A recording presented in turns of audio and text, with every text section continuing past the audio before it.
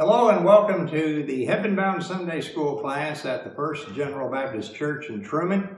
This week, a lesson about justice and obedience. We'll be reading several pieces of scripture from the book of Deuteronomy. Generally, the definition or translation of Deuteronomy is second law. Now, the text that we'll be reading here in a little bit from Deuteronomy are a speech that Moses gave to the Israelites after 40 years of wandering in the desert.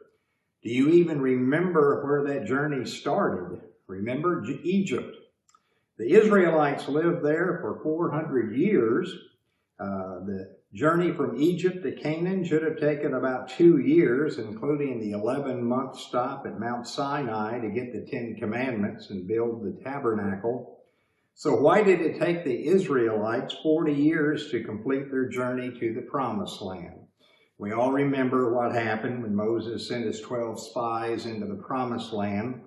They brought back a favorable report. However, 10 spies said they shouldn't go in because the inhabitants were too strong. Because most of the people agreed with this assessment, and they disregarded God's promise to be with them and give them the power to conquer the land, God finally said, "Have it your way."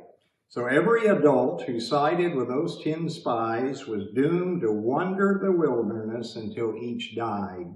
When the children who had seen their parents die within sight of the Promised Land, when they became adults, it was their turn to cross the Jordan River and take what God had promised them.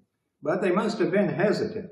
Would all go according to plan, or would they inadvertently make God angry as their parents had done? What did God want from them anyway? So we'll read the scripture. Now the first bit of scripture comes from the 5th chapter of Deuteronomy, verse 1 through 3.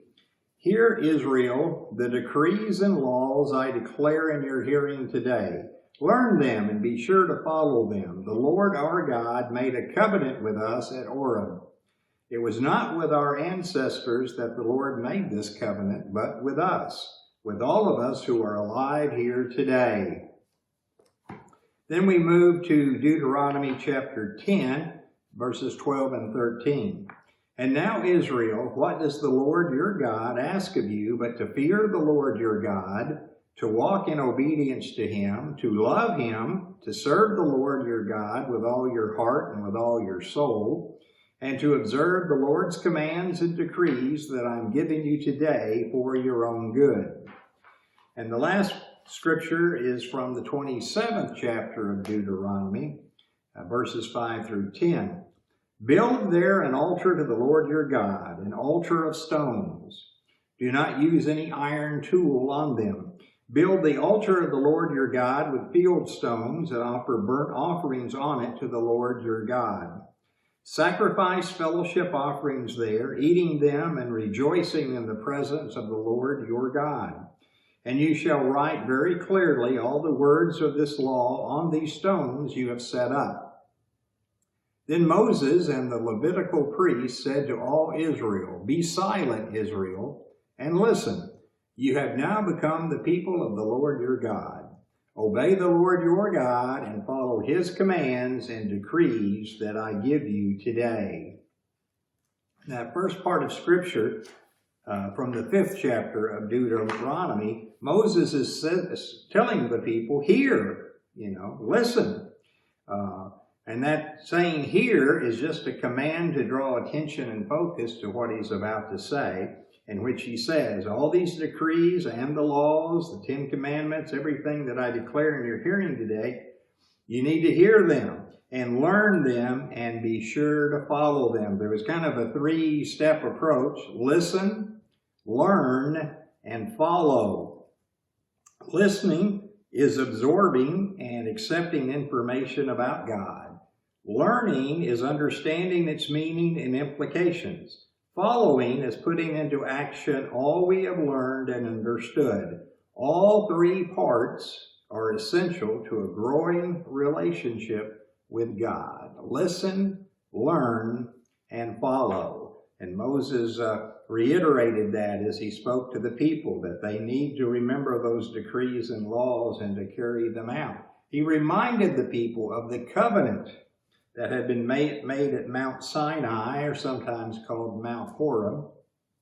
But he wanted them to remember that. And he wanted them to remember that all Israel was bound by the covenant, even those that were listening that hadn't even been born when the covenant had been established.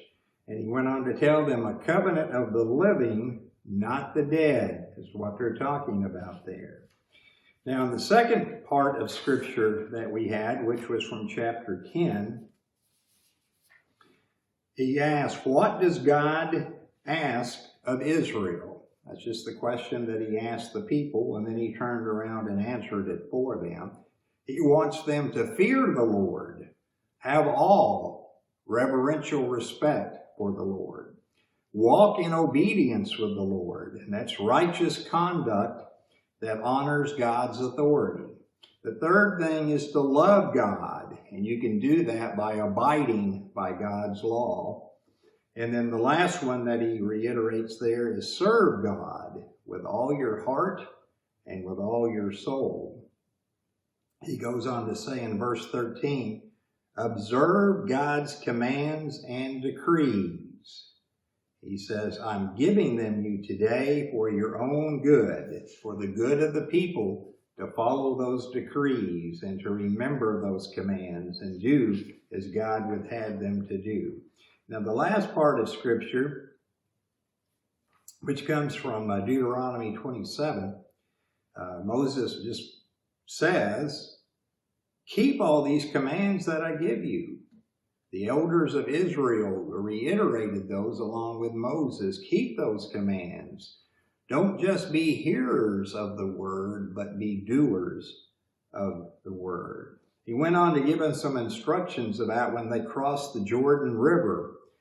He told them when they got to the other side, they needed to have a ceremony commemorating the fulfillment of God's promise of the promised land.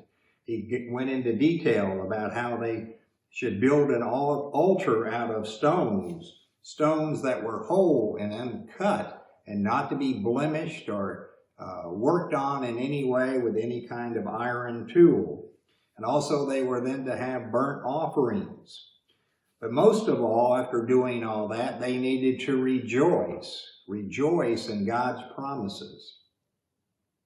And then they also were to be silent and to listen and reiterate that they have become the people of God, and they need to affirm their commitment.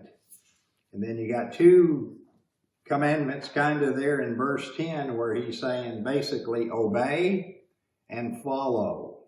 Now the verses we have read accurately describe what God deserves from his people and demonstrate our inability to ever live up to it, all at the same time. God demands and deserves our obedience in every affection of our hearts. By God's grace, we should daily strive to give him what is rightly his. As we strive to live this out, we can also rest in the gospel truth that Christ has already achieved this obedience in our place. Jesus loved God with perfect love. He served his Father with every beat of his heart and every portion of his soul. He kept every commandment and statute of the Lord. His obedience caused him death on the cross. As a result of the lesson today, may we embrace all God has for us through being obedient to his word. May we love God and love others.